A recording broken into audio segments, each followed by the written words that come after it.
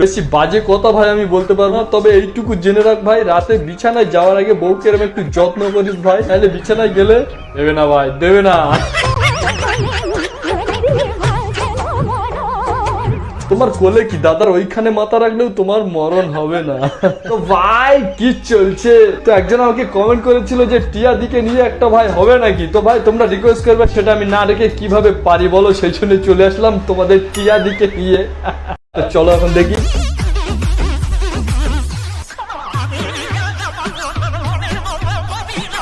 ঠিক বিছানায় যাওয়ার কিছু মুহূর্ত আগে দাদার এইরকম চেহারায় রূপ দেখা যায় অনলাইনে। চলো এক্ষুনি তো আমরা বিছানে যাবো, তো তার আগে আমরা দুটো চারটা রিলস বানিয়ে নেই। আরে কালকের জন্য তো একটা রিলস নেই নাকি? চলো এক্ষুনি আমরা বানিয়ে ফেলি। আরে খালি গায়ে আছি তো কি হয়েছে, ল্যাংটো তো নেই বাড়া।